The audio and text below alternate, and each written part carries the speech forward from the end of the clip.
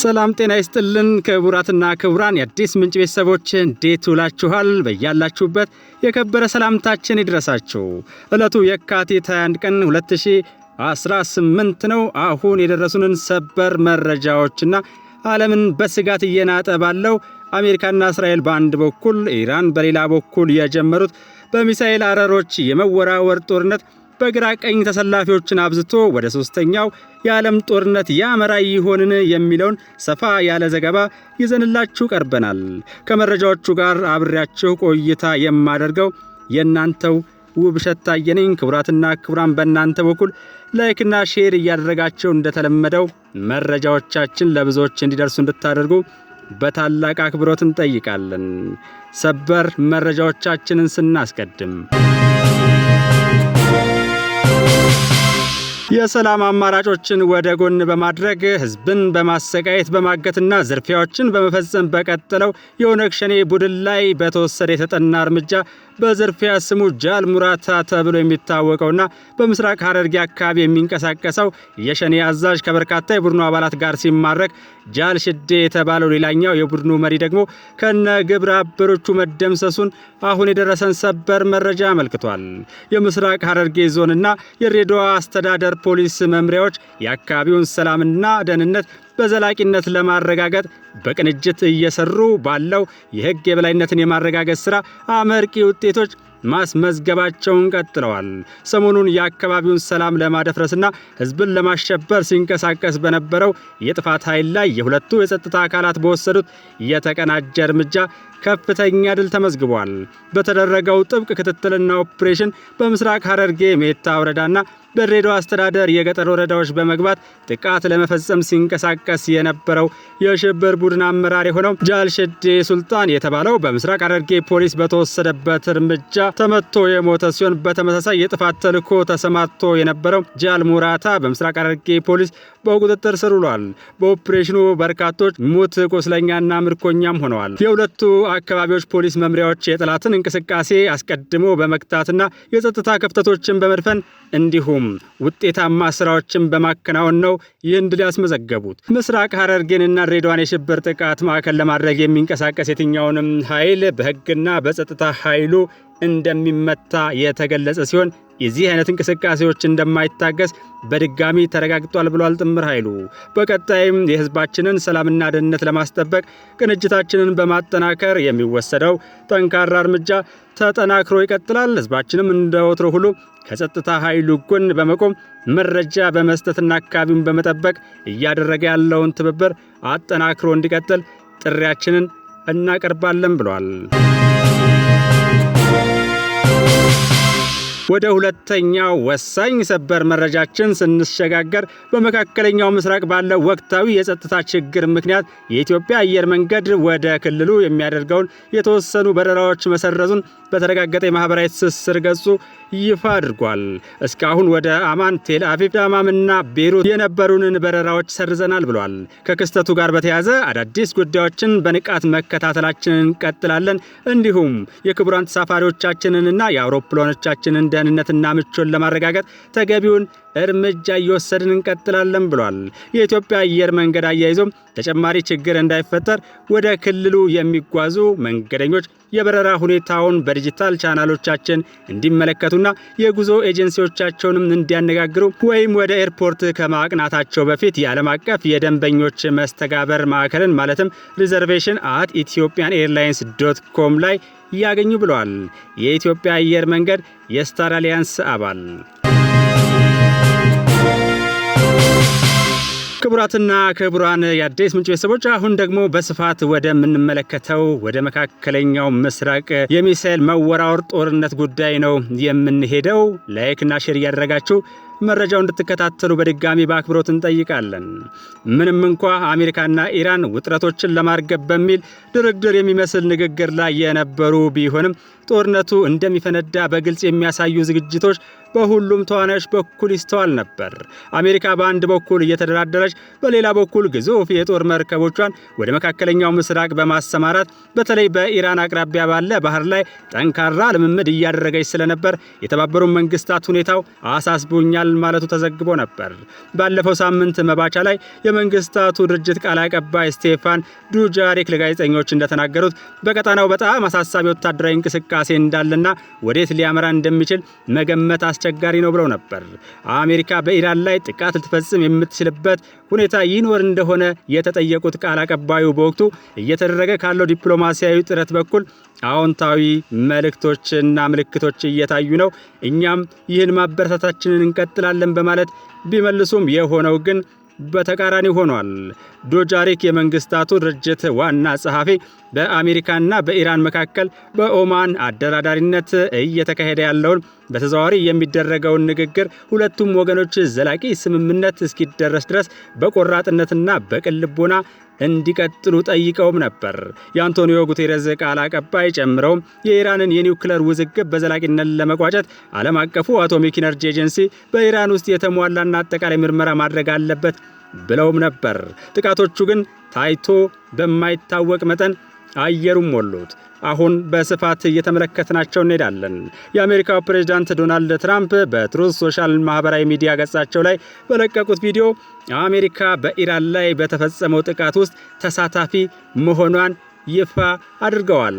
ትራምፕ በዚሁ የቪዲዮ መልእክታቸው ላይ ዋና የጥቃት ዘመቻ መክፈታቸውን የተናገሩ ሲሆን ስምምነት ለማድረግ ደጋግመን ሞክረናል፣ ሚሳኤሎቻቸውን እናወድማለን፣ የሚሳኤል ኢንዱስትሪያቸውንም ዶግ አመድ አድርገን እናወድማለን፣ ሙሉ በሙሉ ይህ ይፈጸማል ሲሉ ዝተው ነበር። ይህንኑ ለመፈጸም ከእስራኤል ጋር የተቀናጀ ጥቃት እያካሄዱ እንደሚገኙም ተናግረዋል። ፕሬዝዳንት ትራምፕ በትላንትናው ዕለት በኢራን የኒውክሌር ፕሮግራም ላይ በተደረጉት የቅርብ ጊዜ ውይይቶች ደስተኛ ያለመሆናቸውን ገልጸው ነገር ግን ጥቃት ለመፈጸም ከውሳኔ ላይ ያለመድረሳቸውን በአዘናጊ ሁኔታ ለጋዜጠኞች ተናግረው ነበር። የሚያስፈልገንን ሊሰጡን ፈቃደኛ ባለመሆናቸው በእርግጥ ደስተኛ አይደለሁም ሲሉ ነበር በሀገራቸውና በኢራን ለ3 ጊዜ ስለተደረገው ድርድር የተናገሩት። ትራምፕ አብዮታዊውን ዘብ ጦር መሳሪያዎቻችሁን አስቀምጡ፣ ያኔ ፍትሃዊ በሆነ መንገድ ትስተናገዳላችሁ፣ ያለበለዚያ ግን ሞትን ትጋፈጧታላችሁ ሲሉም አስጠንቅቀዋል። ትራምፕ የአሜሪካ ግብ ተጨባጭ የሆነን ስጋት ማስወገድ ሲሉ ነበር የገለጹት። የኢራን የውጭ ጉዳይ ሚኒስቴር ስለ ሁኔታው በመግለጫ እንዳስታወቀው ኢራን፣ አሜሪካና እስራኤል ጥቃቱን የፈጸሙት ኢራንና አሜሪካ በዲፕሎማሲያዊ ሂደት ውስጥ በነበሩበት ወቅት መሆኑን በቅሬታ ገልጾ አጸፋ መጀመሩንም አስታውቋል። ወደ እስራኤል መለስ ስንል ደግሞ የእስራኤል መከላከያ ሚኒስትር በኢራን ላይ ቀድሞ የማጥቃት እርምጃ መውሰዱን በማስታወቅ በመላው ሀገሪቱ የአደጋ ጊዜ የማስጠንቀቂያ ደውል አሰምቷል። በመላ ሀገሪቱም የአስቸኳይ ጊዜ አዋጅ ታውጇል። እርምጃው ከኢራን በኩል ሊፈጸም የሚችል ጥቃትን ቀድሞ ለመከላከል የተወሰደ መሆኑን ገልጾ ይህን ተከትሎ ከኢራን በኩል የአጸፋ የሚሳኤል ጥቃት ሊፈጸም እንደሚችልም አስጠንቅቋል።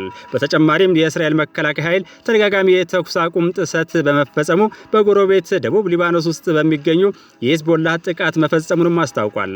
የቢቢሲ የኢራን ቋንቋ አገልግሎት ፋርስ ዜና ወኪል በመጥቀስ እንደዘገበው ደግሞ በኢራን ዋና ከተማ ቴህራን ማዕከላዊ ክፍል ውስጥ በርካታ ፍንዳታዎች መሰማታቸውን ገልጿል። የዜና ወኪሉ ቴህራን ውስጥ የሚገኙ 2 አካባቢዎች በተለይ ኢላማ መሆናቸውንና በተጨማሪም 3 ፍንዳታዎችን የሚያሳዩ ፎቶዎችንም አጋርቷል። የኢራን አብዮታዊ ዘብ በበኩሉ እስራኤልና አሜሪካ በሀገሪቱ ላይ የከፈቱትን ጥቃት ተከትሎ ከፍተኛ የሆነ የሚሳኤልና የድሮን ጥቃት መጀመሩን ያስታወቀ ሲሆን በእርግጥም ከኢራን የተተኮሱ ሚሳኤሎች ወደ እስራኤል እያመሩ መሆኑን የእስራኤል ጦር ወዲያው ነበር ያረጋገጠው። የሀገሪቱ መከላከያ ኃይል ህዝቡ ከመንግስት የሚሰጥ ትዕዛዝን እንዲከተል ይጠየቃል ብሏል። በአሁኑ ወቅት የእስራኤል አየር ኃይል የተተኮሱትን ሚሳኤሎች ለማምከንና ስጋቱን ለማስወገድ አስፈላጊ ሆኖ ሲገኝ ለመምታትም እየሰራ ነው ብሎ ነበር ማለዳ ላይ። እስራኤል ከአሜሪካ ጋር በመተባበር በኢራን 5 ከተሞች ላይ ጥቃት የሰነዘረችው ዛሬ ማለዳ ላይ ነበር። ይህን ጥቃት ተከትሎም በሀገሪቱ መገናኛ ብዙሃን ላይ የሳይበር ጥቃት መፈጸሙ ተነግሯል። የእስራኤል ጦር ቀደም ብሎ ኢራን ሚሳኤል ማስወንጨፏን በመግለጽ ለሀገሪቱ ዜጎች ማስጠንቀቂያ ሰጥቶ የነበረ ሲሆን የእስራኤል ሰራዊት ይህን ማስጠንቀቂያውን ተከትሎ በመላ ሀገሪቱ በሚገኙ ከተሞች የአደጋ ጊዜ ማስጠንቀቂያ ሳይረኖችን አሰምቷል።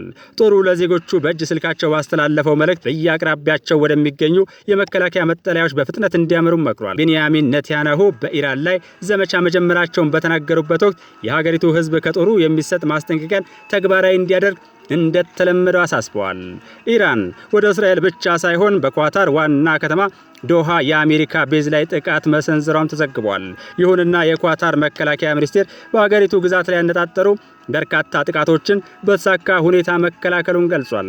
የኳታር ባለስልጣን ለኤኤፍፒ የዜና ወኪል እንደተናገሩት በአሜሪካ የተሰራው ፓትሪዮት ባትሪ የኢራን ሚሳኤልን መጥለፍ ችሏል ብለዋል። በአካባቢው ትልቁ የአሜሪካ ወታደራዊ ተቋም የሆነው አልኡዴይድ አየር ማረፊያ በኳታር የሚገኝ መሆኑ ይታወቃል።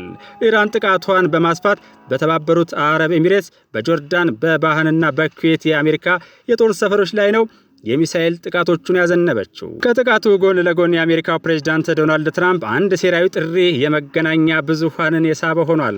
ፕሬዝዳንት ትራምፕ በኢራን ጥቃት መፈጸሙን ተከትሎ ባስተላለፉት ቀደም ሲል በጠቀስነው የቪዲዮ መልእክት ኢራናውያን የሀገሪቱን መንግስት ለማውረድ እርምጃ እንዲወስዱ ነው አስገራሚውን የሴራ ጥሪ የተባለለት ያስተላለፉት። ስንጨርስ መንግስታችሁን ከስልጣን አውርዱ፣ መንግስታችሁን ከመንበሩ ላይ ማውረድ የእናንተ ስራ ነው፣ ምናልባት በትውልዶች መካከል የሚገኝ እድላችሁ ሊሆንም ይችላል ሲሉ ተናግረዋል።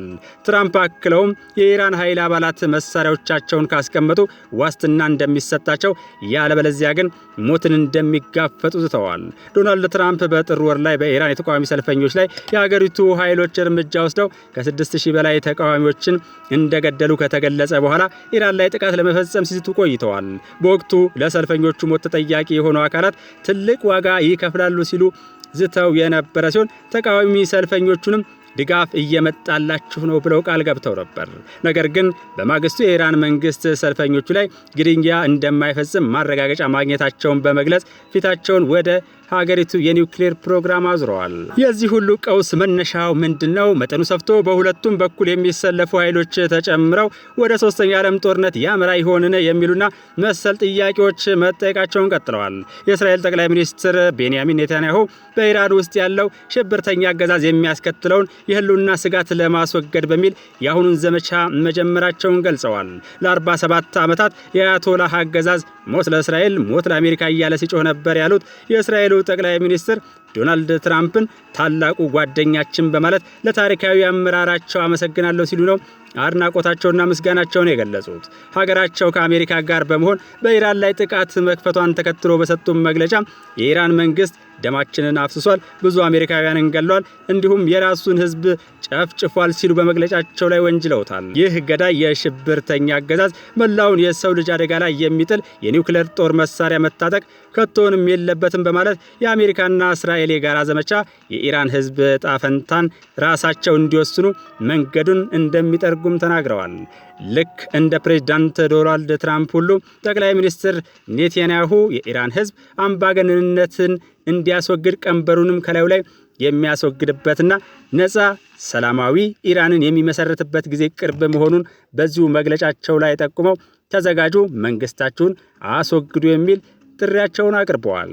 በየራሱ ብሔራዊ ጥቅም መነሻነት አሰላለፉ ውስጥ ይገባሉ ተብለው ከተሰጉት አንዷ ዩናይትድ ኪንግደም ለጊዜው ያላትን አቋም ማሳወቋ ሁኔታውን በስጋት ለሚከታተለው የዓለም ህዝብ መጠነኛ እፎይታን የሰጠ ሆኗል።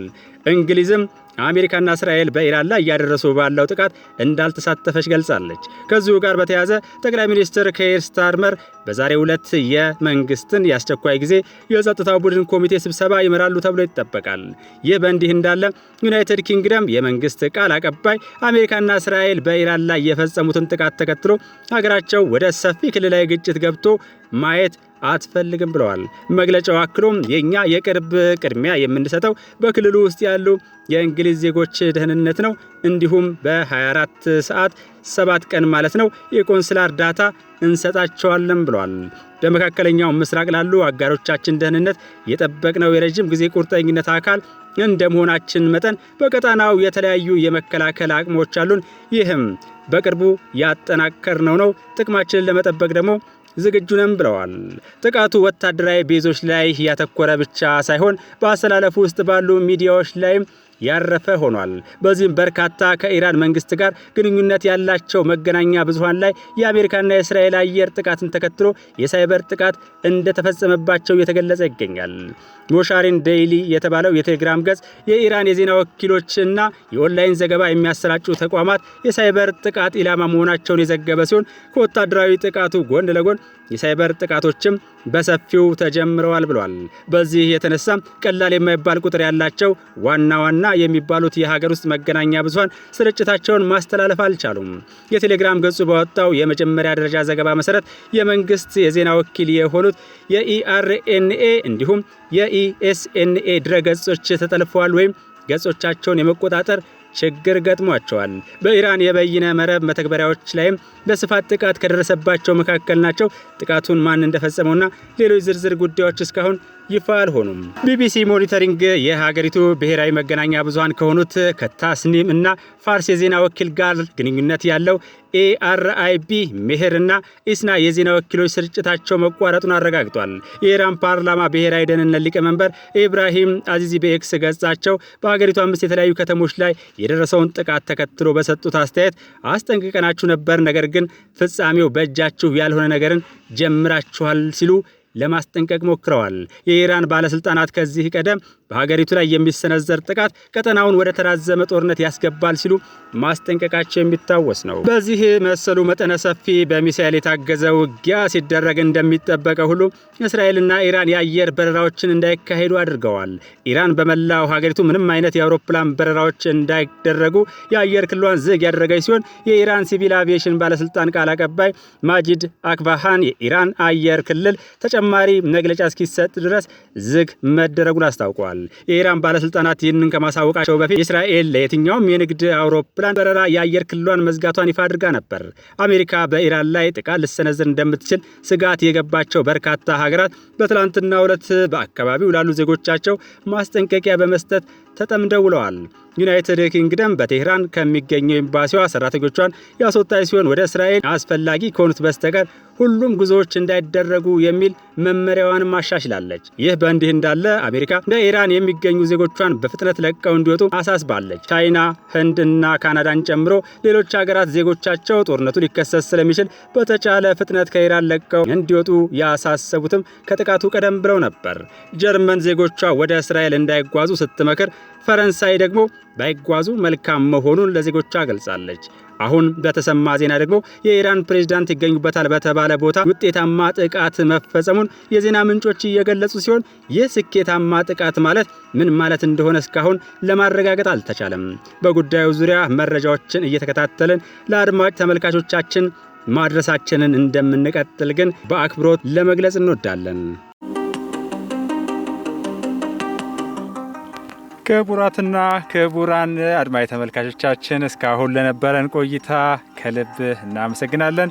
ሁላችሁም ከመውጣታችሁ በፊት እንደተለመደው ላይክና ሼር በማድረግ መረጃዎቻችን ለብዙዎች እንዲደርሱ እንድታደርጉ በአክብሮት እንጠይቃለን። በተጨማሪም ከስር በሚታይ የኢትዮጵያ ንግድ ባንክ ቁጥር አዲስ ምንጭ ሚዲያን በማበረታታት ያስተማማኝ ወቅታዊ የተጣሩና የተመዘኑ መረጃዎች የሚቀርቡባትን ሚዲያችንን ይደግፉ፣ ያሳድጉ ስንል የአክብሮት ጥሪያችንን እናቀርባለን። የአዲስ ምንጭ የምን ጊዜ መልእክታችን ሰላም ለኢትዮጵያ የሚል ነው። ሰላም ለኢትዮጵያውያን፣ ሰላም ይሁን።